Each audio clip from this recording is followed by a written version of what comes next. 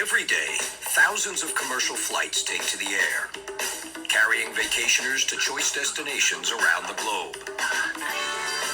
Like Dave Ryditz, who's on a getaway from California to New York. But this time, it's going to be different. Very different. If an exit is blocked by smoke, fires, or obstruction, don't use it. Go to another exit. With a landing gear malfunction and a haunting final goodbye caught on tape. They're telling us everything's going to be fine, and it is, but just thought I'd leave you a message just in case. He says, I love you. They thought they were headed east, but this vacation is about to go south. Brace, brace, brace.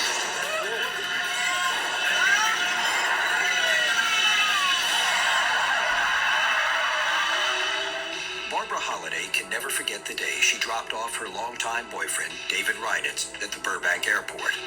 And that one time, she forgot to say goodbye on purpose. We had a big argument, sort of a life-changing type argument. What are we going to do with our lives? You know, I drop him off the airport and I'm like, see ya. I mean, I was very, very angry. Dave is off for a short vacation to visit family in New York. He's leaving behind a lot of tension. But only moments after takeoff, he is plunged into a world of fear. The landing gear of the plane is stuck, with the front wheel jammed sideways, making it impossible to perform a normal landing. Yes, sir, we have about an hour and 10 minutes, about 70 minutes worth of fuel. Dave has his video camera rolling, keeping it low and out of sight of the flight attendants. He wants to leave a record behind, because he might never get the chance to tell this story in person. We have run all the relevant checklists and are confident that we know exactly what the issue is. The flight detours over nearby Long Beach Airport, flying low to give the tower a good look at the landing gear. We experience a landing gear shock absorber fault. Also getting a look, cameras from every major TV news network in the country. Now passengers can watch their crippled plane on live TV monitors in their seats. It's absolutely surreal to be watching this story of the plane journey. So apparently we made the news. I'm sorry about that. The fate of Flight 292 is now at the top of the news around the world. But back at Burbank, Barbara is at work and has no idea of the crisis in the air. Until she gets on a business call with a friend. He says, wait, I can't talk to you right now. I have to see what's going on with that plane on the TV. And I'm like, what plane on the TV? And he's like, oh, this JetBlue plane, and, you know, this is happening, and the fire, and it's landing. Flight 292.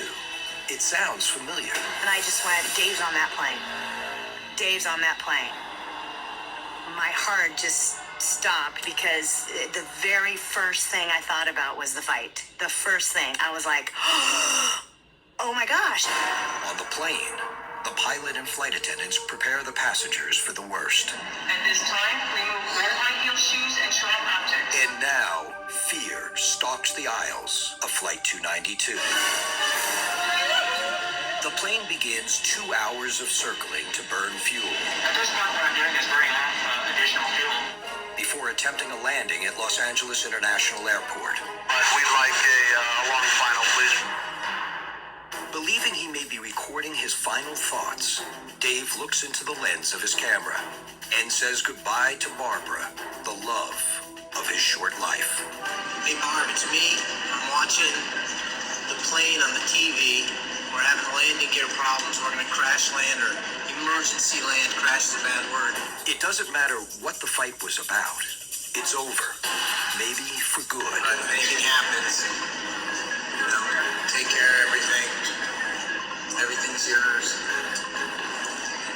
And, you know, so this is my mom, family. I love them. As millions of anxious TV viewers watch at home, the plane approaches a runway at LAX, and the passengers are given their last instructions. Caution. Wrist on the seat back in front of you. Lean forward and place your forehead on your wrist. And then the pilot, with his chilling final words.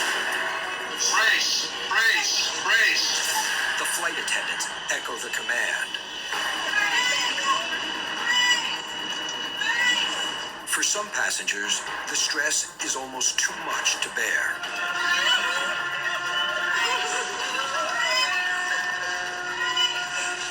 The pilot keeps the nose up for as long as possible to keep pressure off the damaged landing gear.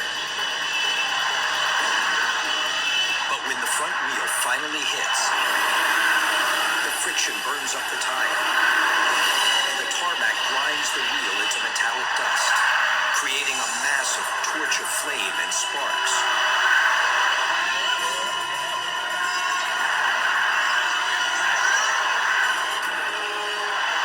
And finally, after almost 3 hours of unrelenting tension and fear, Flight 292 has landed safely.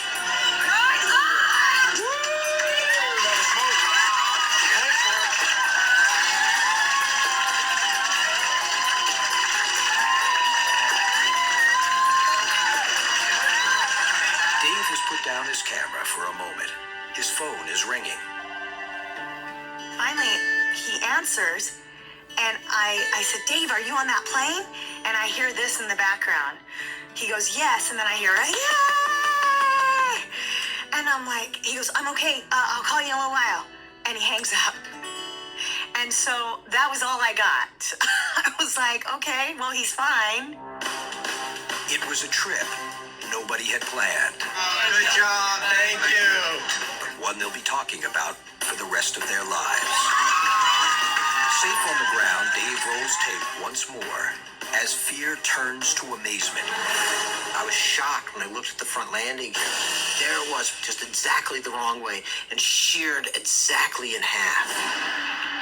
His most profound memory, the moment he realized he might be watching his own death on live television, despite the assurances of the experts. The news guy comes on and says, we understand that the people on the plane may be receiving this signal. And if you're on the plane, we want you to understand that generally these things turn out well.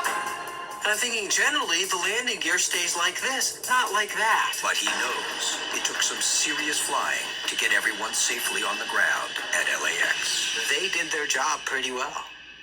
They got us down, which, thank you.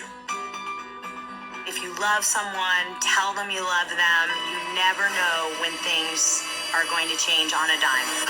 Brace, brace, brace.